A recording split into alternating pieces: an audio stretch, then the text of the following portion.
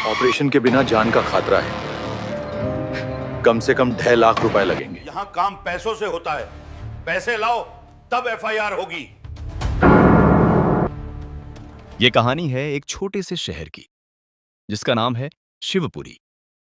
वहां की गलियां तंग थीं, घर कच्चे पक्के, मिट्टी की दीवारें और छत पर खपरैल। सूरज ढलते ही पूरा मोहल्ला लालटेन और बल्ब की पीली रोशनी में डूब जाता था। लोग सुबह से शाम तक मेहनत करते, फिर भी 2 वक्त की रोटी मुश्किल से जुट पाती।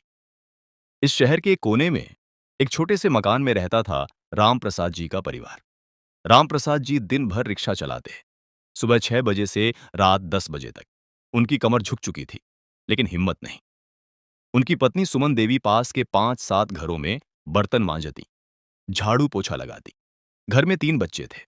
सबसे बड़ी बेटी अंजलि, उम्र सिर्फ 19 साल, लेकिन आंखों में सपने बहुत बड़े।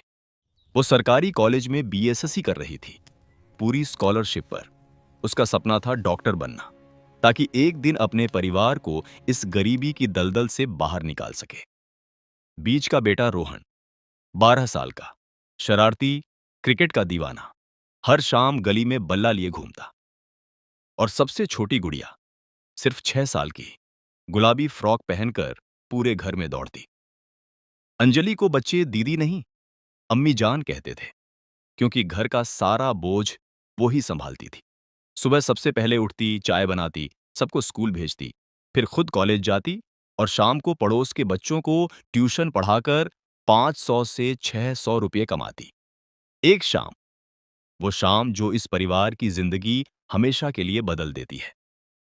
दिसंबर का महीना था, ठंड बढ़ रही थी, शाम के ठीक 6 बज रहे थे।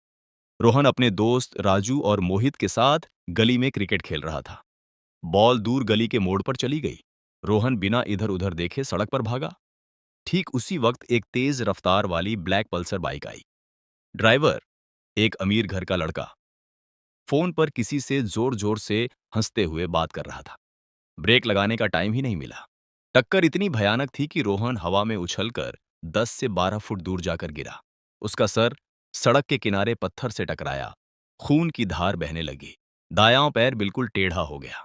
गली में चीख पुकार मच गई। पड़ोसी दौड़े। किसी ने रोहन को उठाया। तभी अंजलि ट्यूशन से लौट रही थी। दूर से ही देखा तो उसके होश उड़ गए। वो चीखती हुई दौड़ी, रोहन, मेरा भाई, और उसे गोद में उठाकर पास के ऑटो में बैठ गई। ऑटो वाला बोला, गवर्नमेंट हॉस्पिटल।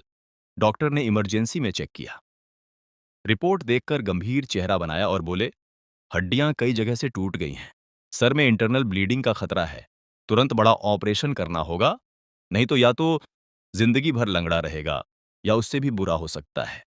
कुल खर्चा 2.5 लाख रुपए कम से कम। रामप्रसाद जी जब अस्पताल पहुंचे तो उनके पैर लड़खड़ा रहे थे। उन्होंने डॉक्टर के पैर पकड़ लिए।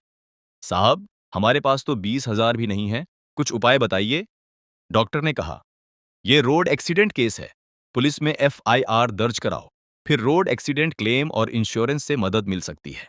अंजलि ने ठान लिया, वो अगली सुबह सबसे पहले थाने जाएगी। अगला दिन सुबह 9 बजे अंजलि थाने पहुंची।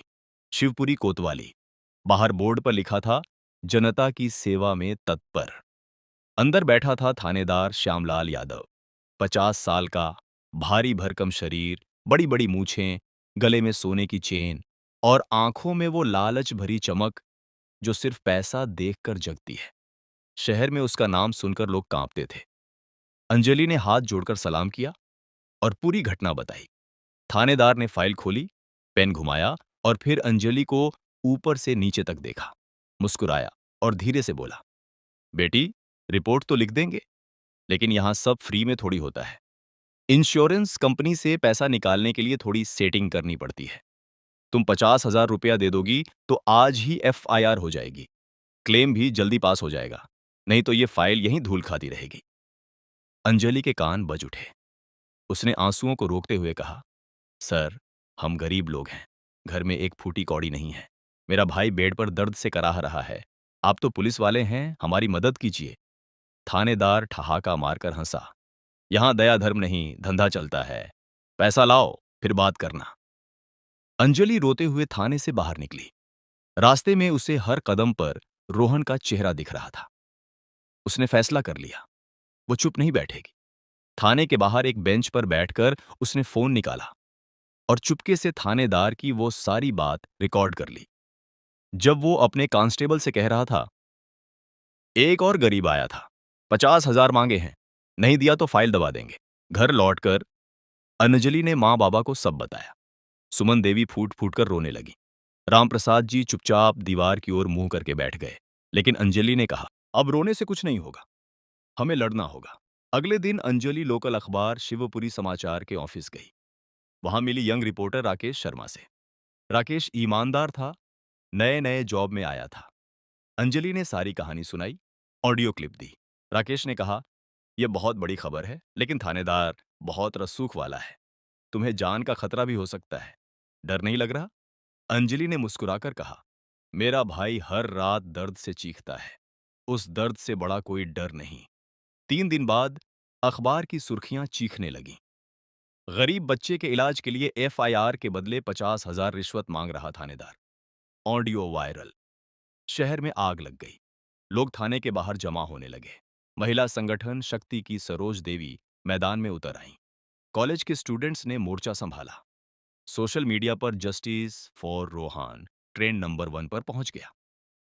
थानेदार ने ऊपर के बड़े अफसरों को फोन घुमाए, लाखों का लालच दिया, लेकिन जनता की आवाज इतनी तेज हो चुकी थी कि बात एसपी और फिर आईजी तक पहुंच गई। एक सुबह अचानक एसपी ऑफिस से ऑर्डर आया।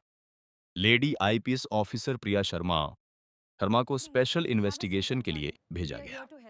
प्रिया मैडम सिर्फ 32 साल की थीं, लेकिन उनकी ईमानदारी की चर्चा पूरे राज्य में थी। उन्होंने सबसे पहले अंजलि को अपने ऑफिस बुलाया, चाय पिलाई और पूरी बात सुनी। फिर बोली, तुमने जो हिम्मत दिखाई है, वो लाखों लड़कियों को प्रेरणा देगी। अब ये केस मेरा है। उसी शाम थाने पर छापा पड़ा। थानेदार के लॉकर से 15 लाख नकद, प्रॉपर्टी के कागजात और एक मोटी डायरी मिली, जिसमें पिछले 10 सालों से गरीबों से वसूली का पूरा हिसाब लिखा था। एक पुराना केस भी सामने आया। 5 साल पहले एक मजदूर का एक्सीडेंट हुआ था। परिवार पैसे न दे सका, एफआईआर नहीं हुई और बच्चा चल बसा। थानेदार को तुरंत सस्पेंड करके गिरफ्तार कर लिया गया। केस सीधा हाई कोर्ट पहुंचा। सुनवाई के दिन अंजलि खुद कोर्ट रूम में खड़ी थी। जज साहब ने जब पूछा, इतनी कम उम्र में इतना बड़ा संघर्ष कैसे कर रही हो?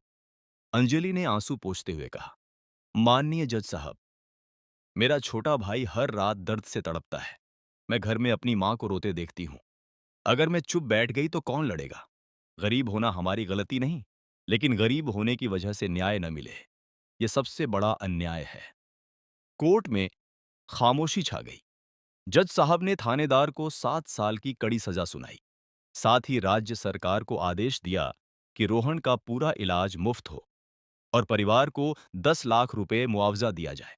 रोहन का ऑपरेशन सफल हुआ। कई महीनों की फिजियोथेरेपी के बाद वो फिर से चलने लगा। पहली बार जब वो बिना सहारे के खड़ा हुआ तो पूरे मोहल्ले ने तालियां बजाईं। लेकिन अंजलि की कहानी यहीं खत्म नहीं होती। शहर वालों ने उसके लिए क्राउड फंडिंग शुरू की। 15 लाख रुपये से ज्यादा इकट्ठे हुए। एक बड़े एनजीओ बेटी बचाओ बेटी पढ़ाओ फाउंडेशन ने अंजलि को एमबीबीएस की पूरी स्कॉलरशिप दी। आज 8 साल बाद अंजलि एक कामयाब डॉक्टर है। वो शिवपुरी के ही गवर्नमेंट हॉस्पिटल में काम करती है और गरीब मरीजों का मुफ्त इलाज करती है। उसने अपना एक छोटा सा क्लिनिक भी खोला है, जिसका नाम रखा है रोहन स्माइल क्लिनिक। हर मरीज जो ठीक होकर जाता है, उसकी मुस्कान देखकर अंजलि को अपने भाई की याद आती है। और वो भ्रष्ट थानेदार श्यामलाल यादव जेल की सलाखों के पीछे अपने किए की सजा भुगत रहा है। लोग बताते हैं कि कभी-कभी वो जेल में रोता है और बड़बड़ाता है, एक नन्ही सी लड़की ने मेरी सारी दादागिरी खत्म कर दी।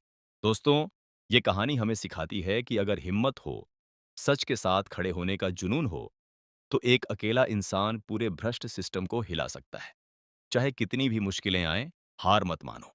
आवाज उठाओ, लड़ो, क्योंकि न्याय देर से ही सही, लेकिन जरूर मिलता है। अगर आपको ये कहानी अच्छी लगी हो, तो लाइक करना न भूलें। अपने दोस्तों,